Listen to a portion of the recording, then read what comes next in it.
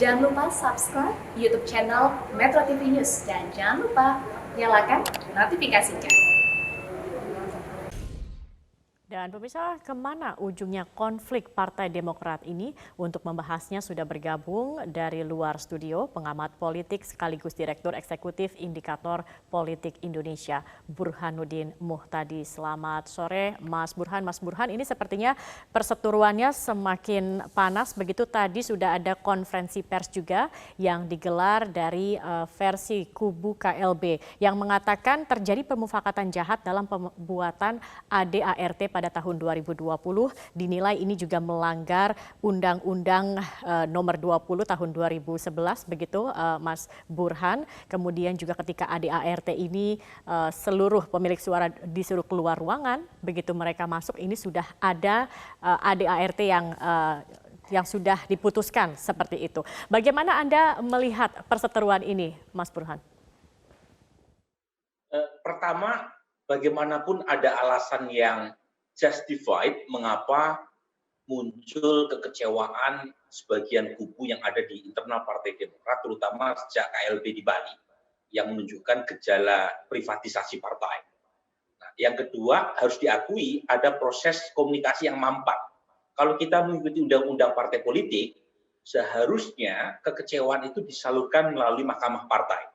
Tapi seperti yang tadi disampaikan oleh kubu KLB Deli Serdang, sepertinya ada ketidakpercayaan. Saat yang sama, Mahkamah Partai juga tidak proaktif untuk menyelidiki atau memutuskan persoalan yang mengganjal di sebagian elit-elit, terutama pendiri Partai Demokrat. Dan terakhir, secara normatif. Nah, jadi saya ingin melihat persoalan ini secara lebih komprehensif. Kalau misalnya kekecewaan itu berujung pada terpilihnya Marzuki Ali sebagai Ketua Umum Partai Demokrat hasil KLB, mungkin persoalannya tidak sepelik sekarang. Masalahnya yang terpilih adalah Ketua KSP yang merupakan orang relatif sangat dekat dengan pucuk pimpinan kekuasaan. Dan kita tahu meskipun persoalan dualisme pimpinan ini bukan hal yang baru, tetapi seringkali persoalan internal yang berujung pada konflik itu melibatkan pertarungan antar kader. Nah, ini ada kekecewaan di antara orang seperti Pak Joni Allen, orang seperti Marzuki Ali, orang seperti Mas Supakua, tapi hasilnya ke orang di luar Partai Demokrat, yaitu Pak Muldoko. Itu apa alasannya dengan mengambil orang luar kemudian dijadikan sebagai ketua umum versi KLB ini? Jadi antara persoalan di dalam sama kesimpulan itu nggak nyambung. Harusnya persoalan di dalam selesaikan di dalam. Jadi kalau kita lihat konflik internal di partai-partai misalnya antara Abu Rizal Bakri versus Agung Laksono di Partai Golkar, kemudian antara Romahur Muzi versus Surya Dharma. Itu kan konflik yang melibatkan antar kader di partai masing-masing. Nah, menjadi persoalan etis karena yang menjadi ketua umum dari KLB Deli Serdang adalah orang yang menjabat posisi kekuasaan sekarang. Jadi saya tidak menolak bahwa di internal Partai Demokrat ada masalah yang sangat serius terkait dengan Kongres 2020 yang terkesan kejar setoran, sehingga ADART-nya tidak diputuskan secara bersamaan. Tetapi yang saya sayangkan, kenapa ketua umumnya itu bukan diambil dari internal, sehingga kesan bahwa intervensi kekuasaan bisa diketepikan, itu bisa diperkuat. Kalau sekarang kan sulit untuk menolak kesan bahwa ada intervensi kekuasaan minimal dari kehadiran Pak Muldoko sebagai Ketua Umum KLB Deli Serdang. Jadi ada hal-hal yang sangat kompleks yang ujungnya, Zakia, saya khawatir persoalan ini tidak selesai setahun 2 tahun. Akan lama begitu Mas Burhan. Tapi yang menarik juga ini dua-duanya sudah melaporkan begitu ke Kemenkumham. Kira-kira akan seperti apa nanti ujungnya Mas Burhan? Kita harus jeda dulu. Pemirsa, kami masih akan kembali dengan perbincangan ini. Tetap bersama kami di Prime Time News.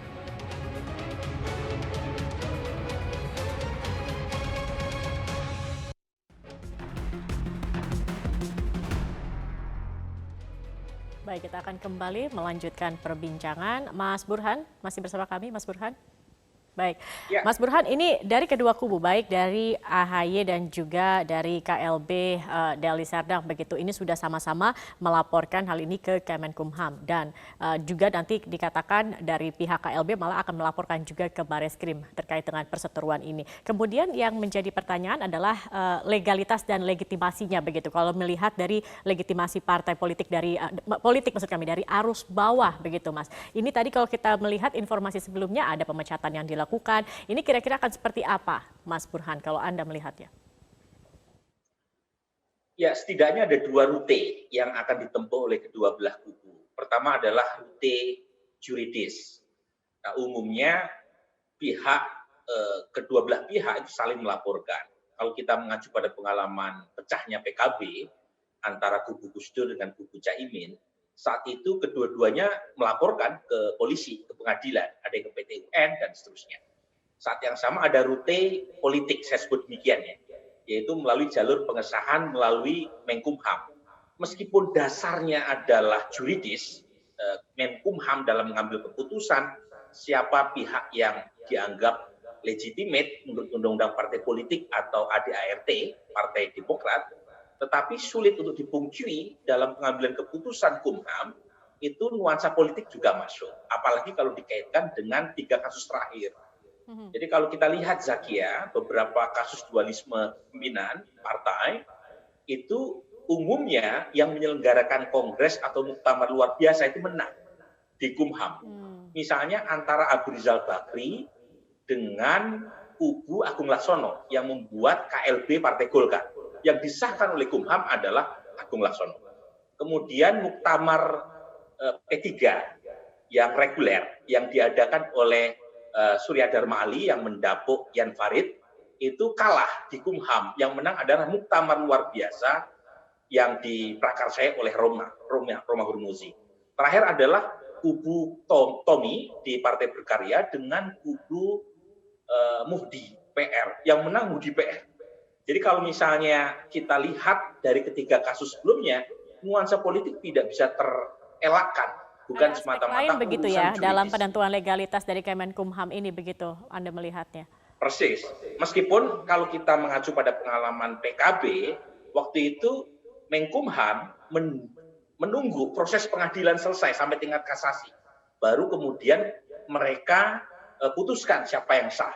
Jadi di ghosting.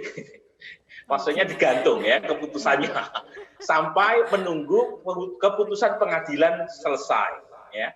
Sementara untuk kasus yang terakhir tiga yang terakhir ini kan dua-duanya jalan sendiri-sendiri sampai akhirnya untuk kasus Golkar dicari KLB bersama antara kubu Ical dengan kubu Agung Laksono dalam rangka waktu itu menjelang pemilu. Nah sekarang masalahnya begini Zakia, di Demokrat itu tidak ada momentum pemilu dalam waktu dekat. Jadi itu menjadi keuntungan sekaligus kekurangan juga.